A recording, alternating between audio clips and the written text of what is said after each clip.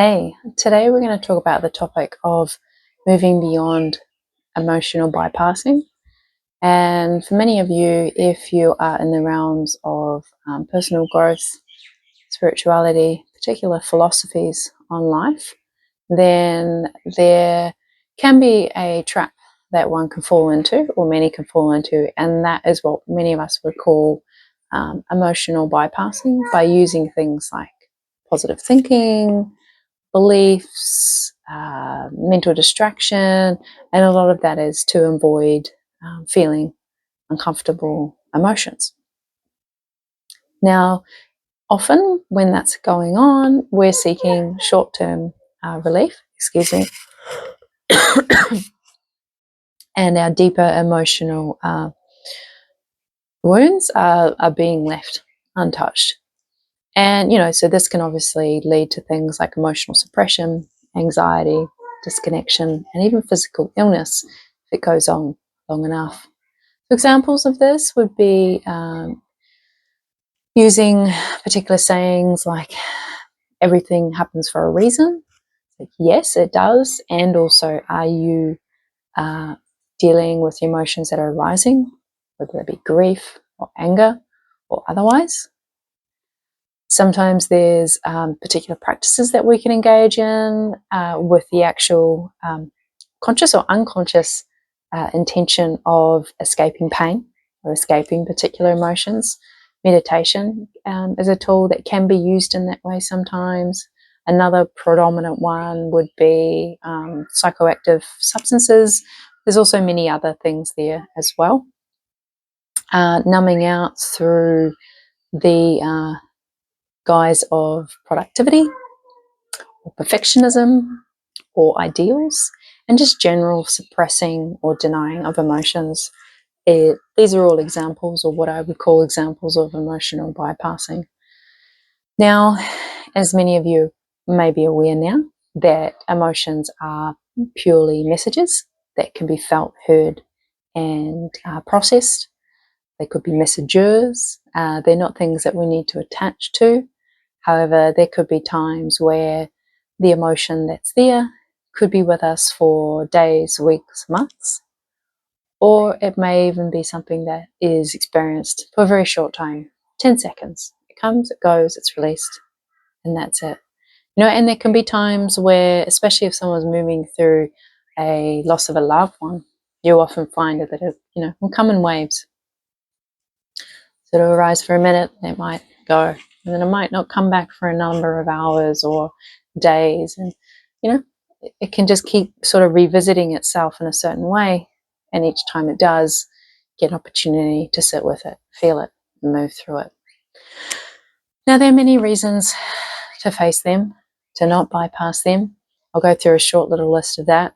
One of them is that they don't actually go away. They only go further in, hence why physical illness can start to form. It can show up in things like physical tension, brain fog, burnout, emotional reactivity, especially if it's something that you're noticing that you wouldn't normally respond in a particular way. It's a great indicator that there's some things there to be looked at, felt, moved through. Another reason is that presence heals. When we move through them and we're not stuck in them, we're being present with them. Emotions don't want to be held on in a certain way, and they're not meant to be held on. Same with thoughts.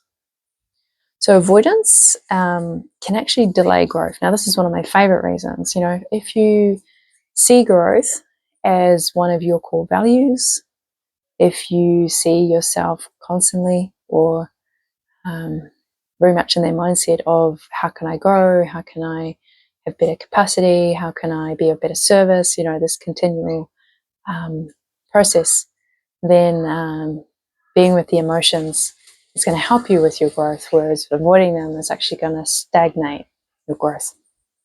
When you stagnate your growth, it doesn't just affect you, right? It affects everyone else around you. And another great thing about actually being with the emotions is that feeling emotions actually assists us to understand what is important to us. What are our values? And they can really show up in certain circumstances in our life and emotions that arise. And when you get to a real core part of what's going on, like, oh, this is really showing me I value this and I value that and all sorts of things.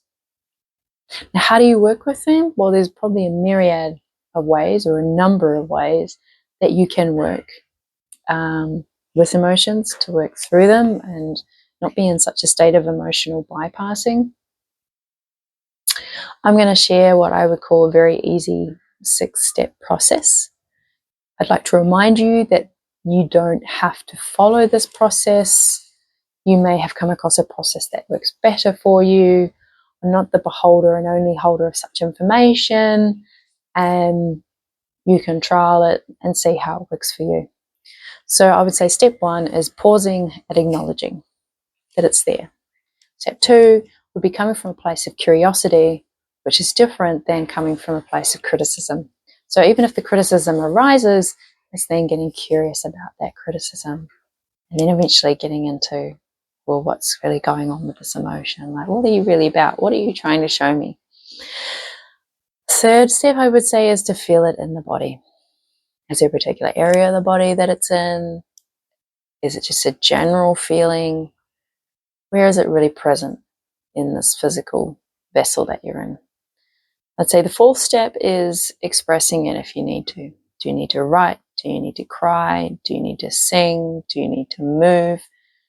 Is there another art that you need to engage in that I haven't just expressed that's going to help you move through it? Journal it.